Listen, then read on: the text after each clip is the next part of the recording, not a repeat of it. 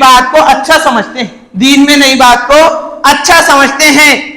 ایک تابعی ہے ابن ماجشون، وہ فرماتے ہیں میں نے امام مالک سے یہ بات سنا ہے، امام مالک یہ فرما رہے ہیں، امام مالک بہت بڑے ائمہ اربعہ میں سے ایک امام ہے، بڑے فقیہ ہے، محدث ہے، مفسر ہے، آپ کا مستقل ایک مسلک ہے، آپ کی بے شمار لوگ تقلید کرتے ہیں۔ امام مالک فرماتے ہیں جو آدمی دین میں کوئی نیا طریقہ ایجاد کرے، من ابتدع فی الاسلام بدعۃ، دین میں کوئی نیا طریقہ ایجاد کرے، دین میں کوئی نیا طریقہ لائے، یراھا حسنۃ، اور اس کو اچھا سمجھے، اور اس کو اچھا سمجھے، آپ نے فرمایا فقد زعم ان رسول اللہ صلی اللہ علیہ وسلم خان الرسالۃ، وہ آدمی کا یہ گمان ہے کہ اللہ کے نبی صلی اللہ علیہ وسلم نے نعوذ باللہ رسالت میں خیانت کی۔ رسالت میں مطلب کیا ہو رہا کہ یہ طریقہ رسول اللہ صلی اللہ علیہ وسلم نے بتانا تھا، آپ نے بتایا نہیں، ہم کو یہ اچھا لگ رہا، ہم کو یہ اچھا لگ رہا ہے، ہم اس پر عمل کر رہے ہیں۔ مثال کے طور پر جو آدمی قوالی سننے کا عادی ہے وہ یہ گمان کرتا ہے اللہ کے نبی نے قوالی کو جائز کہنا تھا کیونکہ مجھے اچھا لگتا ہے، یہ مجھے اچھا لگتا ہے۔ بتاؤ آپ، اس کا یہ گمان ہے کہ رسول اللہ صلی اللہ علیہ وسلم نے تبلیغ احکام خداوندی میں خیانت کی، تبلیغ احکام خداوندی میں خیانت کی، اور جو آدمی بدعت کو وجود میں لائے وہ گویا کہ اس آیت کا انکار کرتا ہے، الیوم اکملت لکم دینکم واتممت علیکم نعمتی، آج اللہ نے تمہارا دین مکمل کر دیا۔ دور رسالت میں دین مکمل ہو گیا، جو دور رسالت کا دین ہے وہی آج کا دین ہے، اور جو آج کا دین صحیح ہے وہی دور رسالت کا دین صحیح ہے۔ آپ یہ بات سمجھے کہ رسول اللہ صلی اللہ علیہ وسلم کے زمانے میں جو دین میں بات نہیں تھی، آج بھی وہ دین میں بات نہیں ہے، اور جو وہ زمانے میں باتیں تھی آج بھی وہ باتیں ہے۔ تم دین کے اندر سے کوئی چیز نکال کر باہر پھینک نہیں سکتے اور نئی چیز اسلام میں لا نہیں سکتے۔ کامیابی چاہتے ہو تو یہی دین پر عمل کرو جو دین رسول اللہ صلی اللہ علیہ وسلم کا ہے۔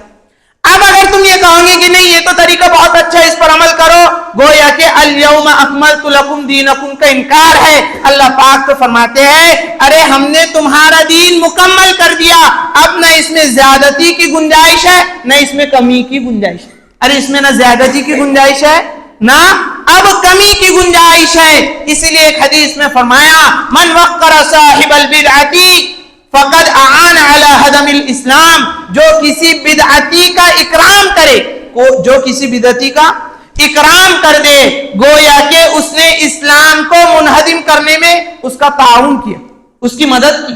بتاؤ کتنی سخت وعید ہے۔ ایک حدیث میں رسول اللہ صلی اللہ علیہ وسلم نے فرمایا من احدث قوم بدعۃ، جب کوئی معاشرہ، کوئی محلہ یا کوئی سوسائٹی، کوئی سماج والے یا مسلمانوں کا کوئی گروپ، مسلمانوں کا کوئی گروہ، کوئی تنظیم، کوئی جماعت کوئی بدعت وجود میں لاتی ہے، دین میں کوئی نئی بات پیدا کرتی ہے، اللہ تعالیٰ اس بدعت کی وجہ سے اسی کے مثل کوئی سنت کو آسمانوں میں اٹھا لیتے، اسی کے مثل کوئی سنت کو آسمانوں میں الا رفع مثلها سنتا، آپ نے فرمایا فتمسکوا بسنت خیر من احداث البدعہ، ارے سنتوں کو مضبوطی سے پکڑ لو، بدعت کو وجود میں لانے سے بہتر ہے۔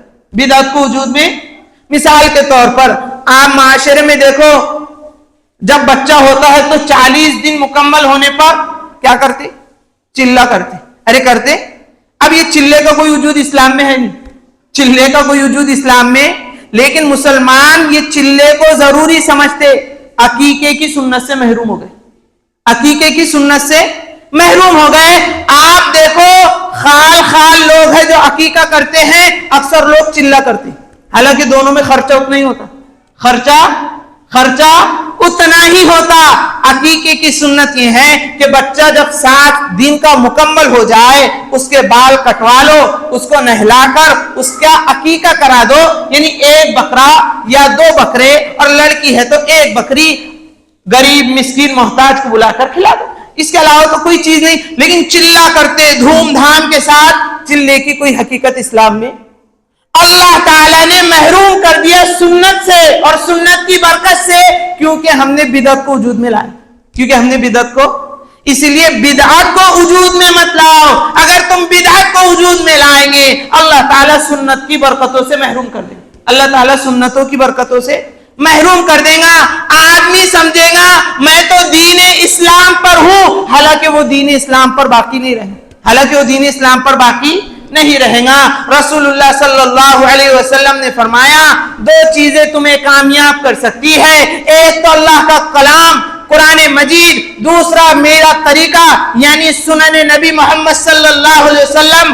آپ نے فرمایا شر الامور محدثاتها وکل محدثۃ بدعہ وکل بدعۃ ضلالہ.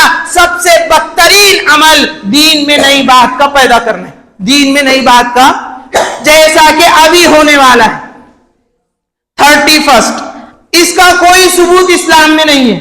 بے شمار مسلمان جائیں گے، ناچیں گے، گائیں گے، پٹاخے پھوڑیں گے، اسلام میں اس کا کوئی ثبوت نہیں. ارے اسلام میں اس کا، کئی مسلمان ایسے ہیں جو شراب بھی پیتے ہیں، پارٹیاں کرتے ہیں، کھاتے ہیں، پیتے ہیں، حالانکہ ایک سال ہماری زندگی کا کم ہو گیا، اب ہمیں تو آخرت کی تیاری کرنا چاہیے. لیکن ہم خوشی کس بنیاد پر بنا رہے ہیں یہ سوچو.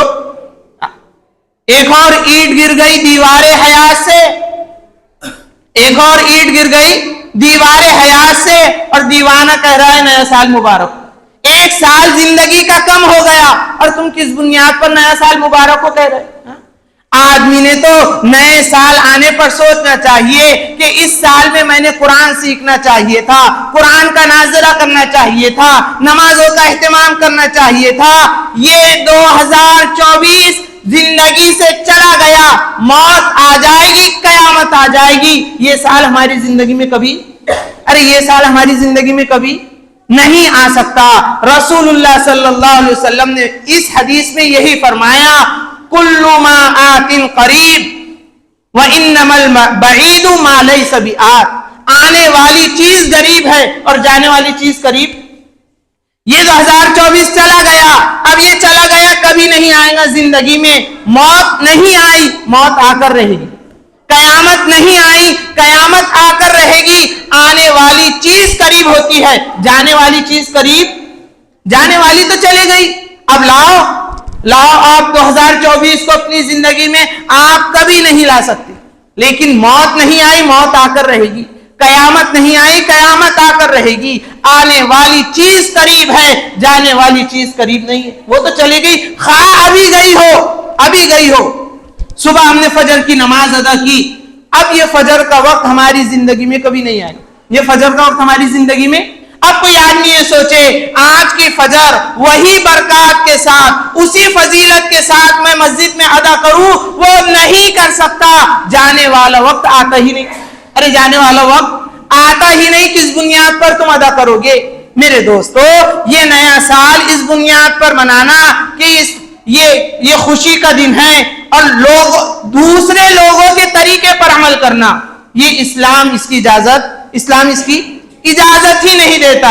ایک حدیث میں تو آپ نے یہ فرما دیا من تشبہ بقوم فہو منہم. اگر تم یہود و نصارہ کی مشابہت کرو گے اللہ تمہارا حشر قیامت میں ان کے ساتھ ہی کر دے گا. اللہ قیامت کے دن تمہارا حشر بھی اور تم بھی اللہ کے دشمن ہو جاؤ گے جیسے یہود و نصارہ اللہ کے دشمن. کتنا سخت جملہ ہے. آپ دیکھو میرے عزیزوں، میرے دوستوں اور میرے بزرگوں، ہم ذرا اس بات کو دل پر لیں. کسی بھی طرح کا تہوار آئے ہم اسلام کے احکام کے مطابق عمل کریں گے. جو بات ہمیں اللہ نے کہی، اس کے رسول نے کہی، ہم اس پر عمل کریں گے. اس کے علاوہ پر عمل نہیں کریں گے. اس لیے ہم نوجوان طبقے کو اس سے منع کریں، روکے، خود بھی رکے، لوگوں کو بھی روکے. کہیں ایسا نہ ہو ہم اس حدیث کا مصداق بن جائے جس میں رسول اللہ صلی اللہ علیہ وسلم نے ارشاد فرمایا لا يقبل الله لصاحب البدعة صلاة ولا صوما ولا صدقة ولا حجا ولا عمرة ولا صرفا ولا جهادا ولا عدلا. اللہ اللہ تعالیٰ کسی بھی بدعتی کا نہ نماز قبول کرتے ہیں، نہ روزہ قبول کرتے ہیں، نہ حج قبول کرتے ہیں، نہ عمرہ قبول کرتے ہیں، نہ راہ خدا میں اس کا خرچ کرنا قبول کرتے ہیں، نہ اس کا جہاد قبول کرتے ہیں، نہ اس کا انصاف قبول کرتے ہیں۔ اور قبول اس لیے نہیں کرتے کیونکہ وہ اسلام سے نکل گیا۔ یخرج من الاسلام کما تخرج الشعرۃ من العجین، کیونکہ نئی باتوں پر عمل کرنے والا، ایسی بات پر عمل کرنے والا جس کا اسلام سے تعلق نہیں، وہ اسلام سے ایسے نکل جاتا ہے جیسا آٹے سے بال نکل جاتا ہے۔ جیسے آٹے سے بال نکل گیا، اسلام سے وہ آدمی نکل گیا جو لوگوں کے طریقوں پر عمل کر رہا ہے اور اچھا سمجھ کر عمل کر رہا ہے۔ تو 31 یہ تو یہود و نصارہ کا طریقہ ہے، یہ تو ہمارا طریقہ ہے ہی نہیں، اور پھر ہم ان کے طریقے پر عمل کریں گے ہی کیوں؟ ہم ان کے طریقے پر عمل کر رہے ہیں یہ سوچ کر کہ ان کا طریقہ اچھا ہے اور رسول اللہ صلی اللہ علیہ وسلم کا طریقہ اس کے مقابلے میں اچھا نہیں ہے۔ یہ کتنی قباحت اور شناعت ہے۔ اسی لیے علامہ اقبال نے فرمایا کہ شور ہے ہو گئے دنیا سے مسلمان نابود، اور ہم یہ کہتے ہیں کہ تھے بھی کہیں مسلم موجود، وضع میں تم ہو نصارہ تو تمدن میں ہنود۔ یہ مسلمان ہیں جنہیں دیکھ کے شرمائے یہود، کبھی تو ہنود کے طریقے پر، کبھی تو نصارہ کے طریقے پر، اور کبھی تو یہودی کے طریقے پر۔ بتاؤ ہم کس کے طریقے پر ہیں، ہم فیصلہ کریں۔ یوں تو مرزا بھی ہو، سید بھی ہو، افغان بھی ہو، تم سبھی کچھ ہو، بتاؤ تو مسلمان بھی ہو۔ میرے دوستو، القاب لگانے سے مسلمان نہیں بنتے، اللہ اور اس کے رسول کی اطاعت کرنے سے مسلمان بنتے۔ اس لیے یہ جو بھی ہوگا، فحاشی، عریانیت، پھر اس کے بعد میں شراب نوشی، پارٹی، پٹاخے پھوڑنا، رات بھر عریانیت میں مشغول رہنا، ہم اس میں قطعاً حصہ نہ لیں، اور ہم اپنے نوجوانوں کو اس سے منع کریں، اپنے بچوں کو اس سے منع کریں کہ یہ اسلام